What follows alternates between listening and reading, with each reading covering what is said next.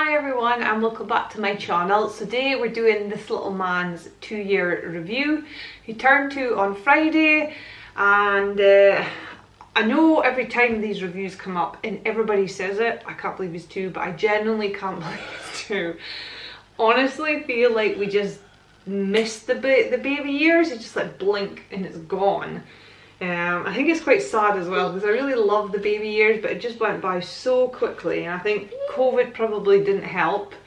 But he's coming on really well, so I'll just kind of start with all the basic stuff, give you a bit of instruction. We are in the toy room, so he's going to probably be distracted and end up going away with things. So I'll start with the basic stuff like sleeping. He's actually, touch wood, a very good sleeper. He goes down. This is just his bedtime now, so it's 7:30, so I'm keeping him up a little bit later just so I can film this. But he would go down about 7:30, sometimes earlier if he's really tired, or sometimes a bit later if I keep him up a bit for just having fun or anything like that. Sometimes I find if he slept later into the afternoon, he might go down nearer 8 o'clock. So, he will sleep all the way through the night. We're very lucky in that sense. And even if he wakes up during the night, generally he will go down again, no bother. He does on the very odd occasion not sleep very well if he's maybe got a cold, or if there's something bothering him, or it's maybe teeth, or you know, just one of those nights. We'll probably all have it, but he does sleep very well. So he will wake up very early. I would say 5:30, 6 o'clock is normal time for him waking up. So when he sleeps all night, he can't really complain with an early start. He's still napping, and I don't think he'll be dropping his naps anytime soon. He is napping about 11 o'clock, I would say, for an hour, 2 hours, depending on how tired he is or what he's been up to.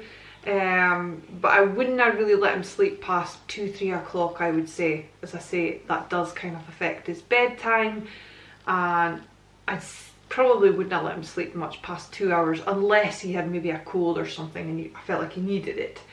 So I do tend to wake him up maybe after an hour and a half, and then that means he gets his lunch at a reasonable time. So he does still not, and I cannot see that happening anytime soon. There was one day he didn't sleep with a childminder all day, and he was horrific by bedtime. Well, not even bedtime, tea time.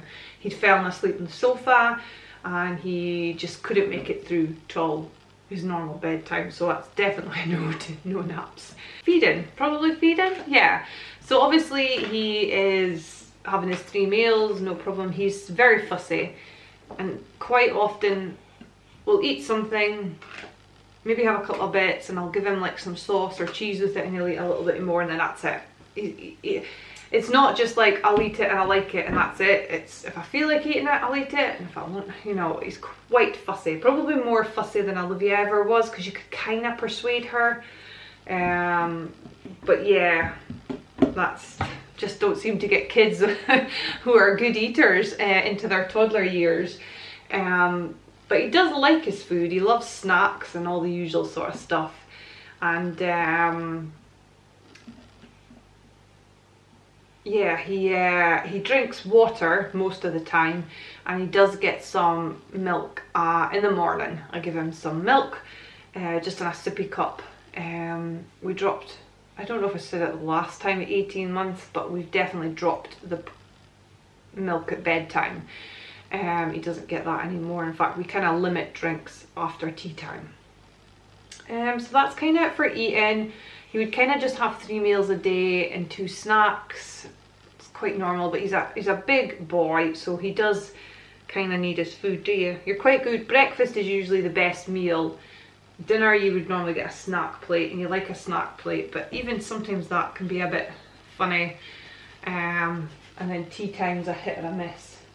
I tend to find he's got a sister. If you don't know, he's got a 4-year-old sister, and whatever she likes he won't eat, and whatever he eats she won't like. So literally I'm quite often making him something and making her something, so it's a bit of a nightmare. My legs are a bit stiff. I'll just let him tutor away a bit. What else? Speaking. Speaking's probably the thing that has been his downfall. He's just not the biggest speaker. He's very much walking and active, being active. Obviously can walk and run and jump. He's very, very active. He's more of a walker than what his sister is. You brush your mum's hair. Olivia would be the one that tends to go in the pram, where he would just be happily walking. Apparently I was the same. My brother would have been the one to go in, my older brother would have been the one to go in the pram, and I would have been the one walking. So yeah, they're funny how they're all different. But in terms of speaking, he is getting there very, very slowly, and he does understand very much what you're saying, and you can tell him something and he'll do it. So you can tell him to get a toy, or close the door, or get his clutie, or get a book, and he knows exactly what you're talking about. And the words are coming slowly, but surely. So I think he definitely says dada. Not really, he doesn't really say mom. He'll say, let's see, he knows PC, he knows no and yes. And he'll say go. If he's on the toilet, he'll tell you to go. What else? He can say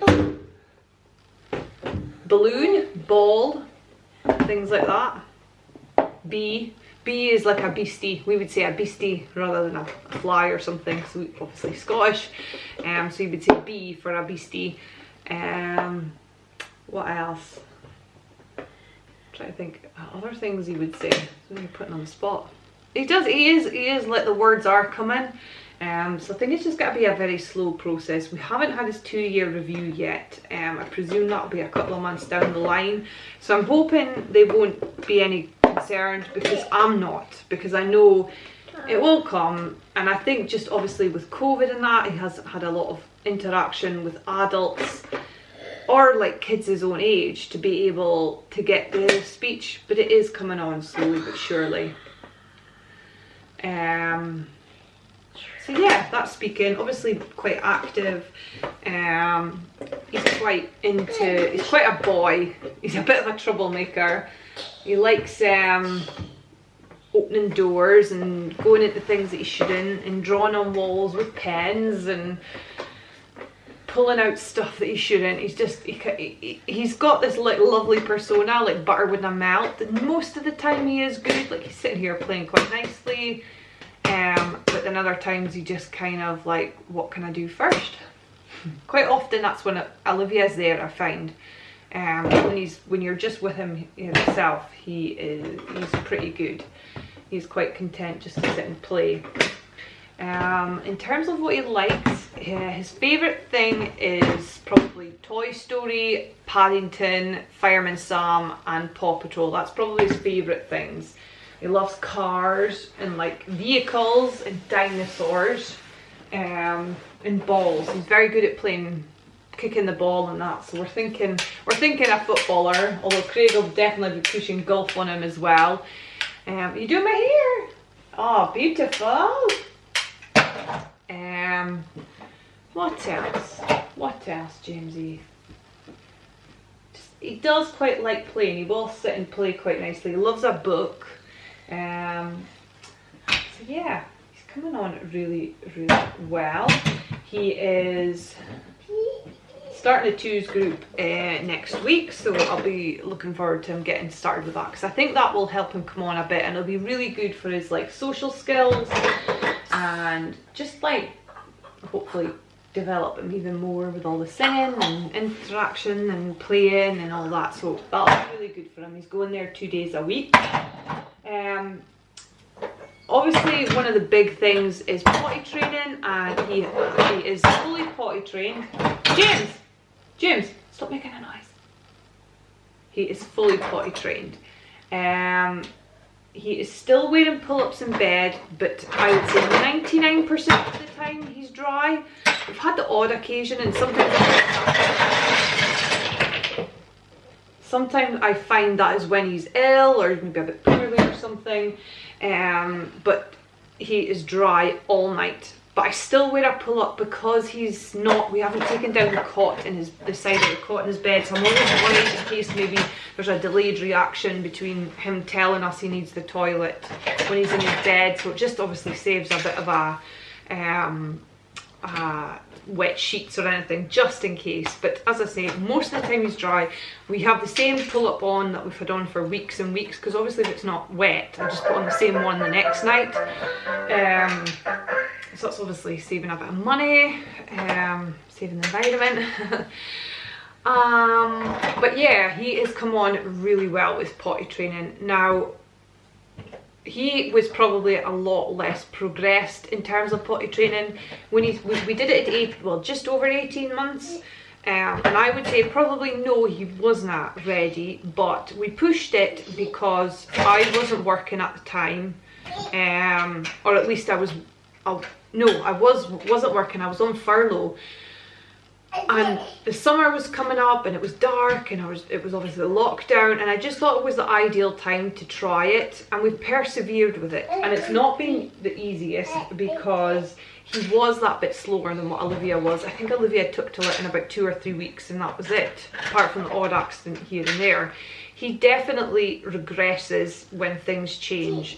So eventually I ended up getting a full-time job, kind of quite out of the blue. So probably had I been in a full-time job, or had I known I was going to get a full-time job, I wouldn't have done it, but at the same time that was it done. And we were in the lead up to summer, and we hadn't really done much over summer, so he's kind of had the whole time to get better. So once I started work, he definitely regressed a bit, because it was only like 3 or 4 weeks after we did the potty training, and it was quite a big change with the potty training, and also like going to a childminder. We found that, and then I found quite often he would be okay, he would be doing really well, and then all of a sudden, just a day or 2 days, he would just be like, I can't be bothered. He would just, you know, to have accidents right, left and centre. And that seemed to go on for a long time, like weeks and months that went on. And then there would be like regressions where if he was ill or if there was a big change, he would kind of go back to having accidents. But I think since we've moved in here, which was July, the start of July, we've maybe had 2 or 3 accidents. Nothing major. He's very good at telling us. He does tend to leave number 2s to the last minute, but he is getting a lot better at that. I'm not sure how he'll take going to the 2s group. That might be a little bit of a regression as well. But he comes running. He can't say pee, and I've heard him saying it. But the most time he'll come running to you going, and his hands are down there, and you're like, right, okay, you need a pee, let's go. But he is very good.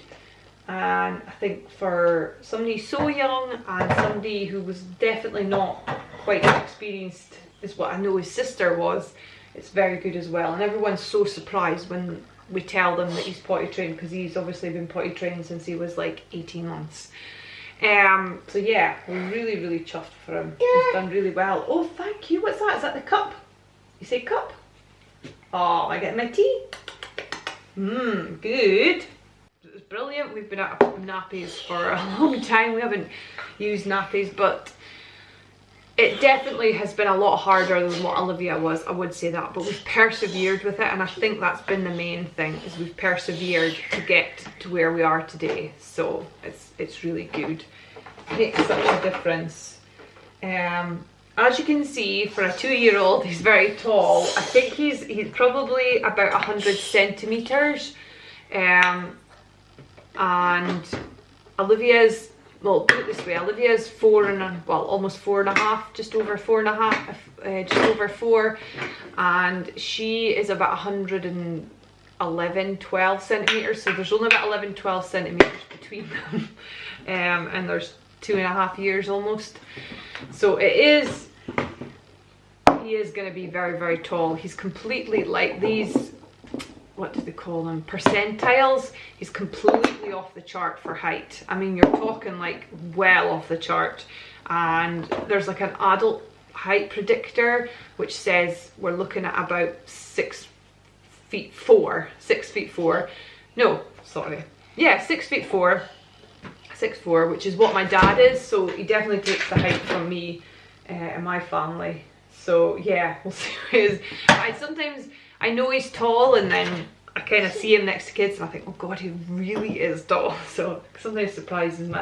I don't know what his weight is. He's probably about 2 stone. Haven't had him weighed in a while. Probably over 2 stone. But obviously he's not big in any way. In fact, his legs, I would say, are solid, but his torso and arms are just a little skinny malink there. He's kind of always been like that, tall and really slim. He's into age 2 to 3 clothes. He's been in age 2 to 3 for quite a while now.